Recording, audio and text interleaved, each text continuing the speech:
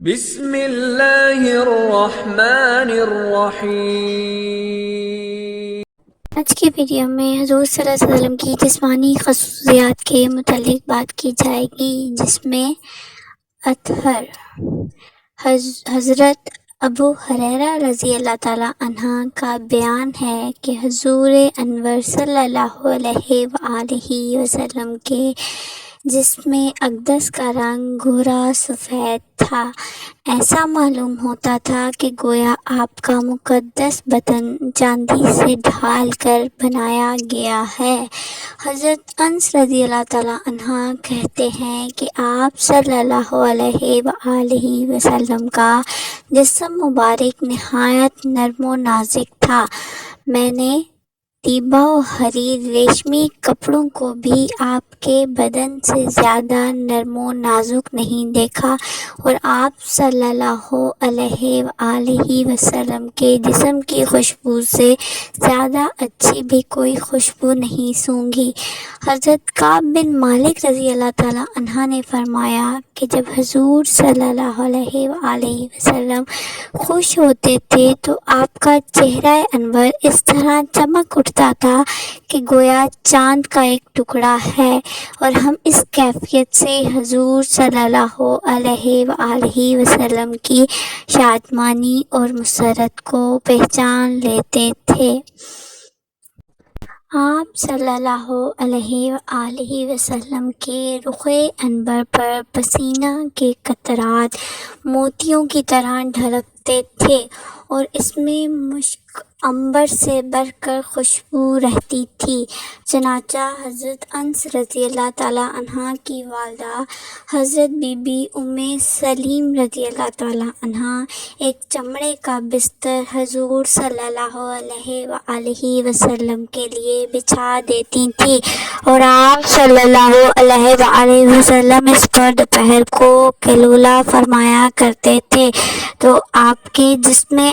پسینے کو وہ ایک شیشی میں جمع فرما لیتی تھیں، پھر اس کو اپنی خوشبو میں ملا لیا کرتی تھیں۔ چنانچہ حضرت انس رضی اللہ عنہ نے وصیت کی تھی کہ میری وفات کے بعد میرے بدن اور کفن میں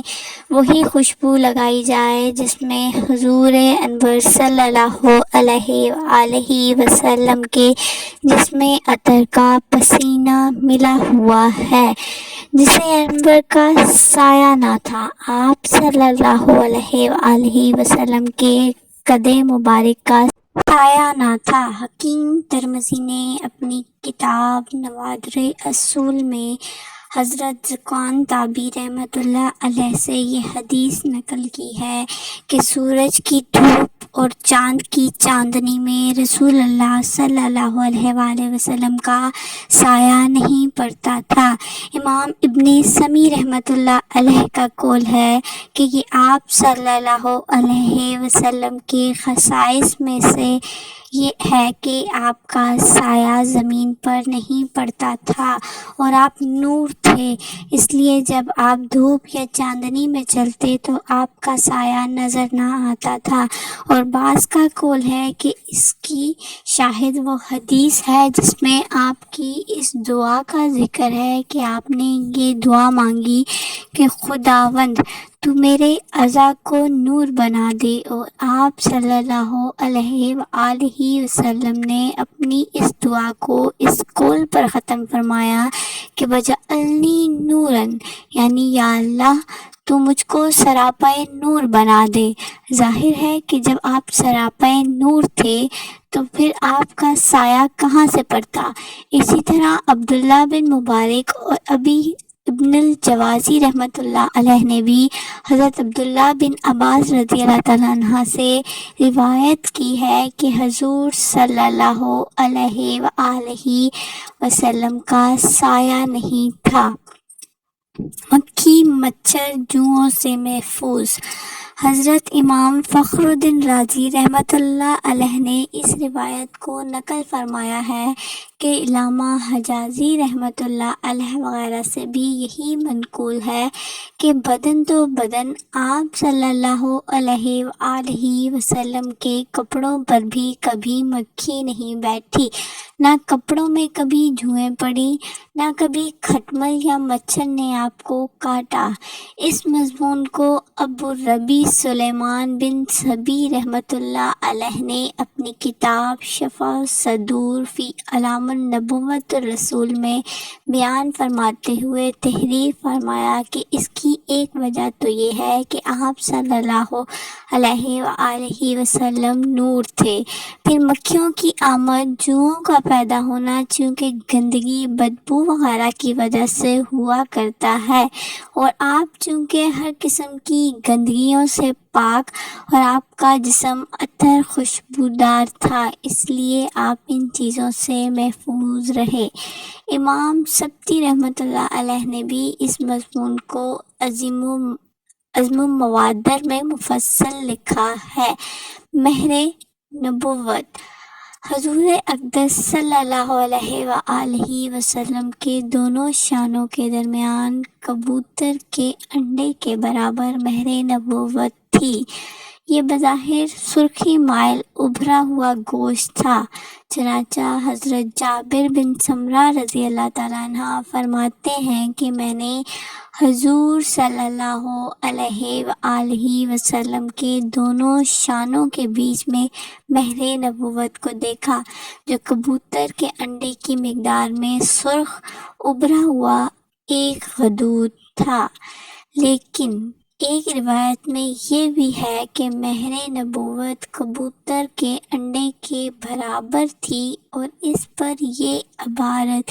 لکھی ہوئی تھی کہ اللہ وحدہ لا شریک لہ بوجہہ حیث کنت فإنک منصور، یعنی ایک اللہ ہے، اس کا کوئی شریک نہیں، اے رسول صلی اللہ علیہ وآلہ وسلم آپ جہاں بھی رہیں گے آپ کی مدد کی جائے گی۔ قد مبارک حضرت انس رضی اللہ تعالیٰ عنہ کا بیان ہے کہ حضور انور صلی اللہ علیہ وآلہ وسلم نہ بہت زیادہ لمبے تھے نہ پست قد، بلکہ آپ درمیانی قد والے تھے، اور آپ کا مقدس بدن انتہائی خوبصورت تھا۔ جب آپ چلتے تھے تو کچھ خمیدہ ہو کر چلتے تھے۔ اسی طرح حضرت علی رضی اللہ تعالیٰ عنہ فرماتے ہیں کہ آپ صلی اللہ علیہ وآلہ وسلم نہ طویل القامت تھے نہ پست قد، بلکہ آپ درمیانہ قد کے تھے۔ بوقت رفتار ایسا معلوم ہوتا تھا کہ گویا آپ کسی بلندی سے اتر رہے ہیں۔ میں نے آپ کا مثل نہ آپ سے پہلے دیکھا نہ آپ کے بعد۔ اس پر صحابہ رضی اللہ تعالیٰ عنہ کا اتفاق ہے کہ آپ درمیانہ قد کے تھے، لیکن یہ آپ صلی اللہ علیہ وآلہ وسلم کی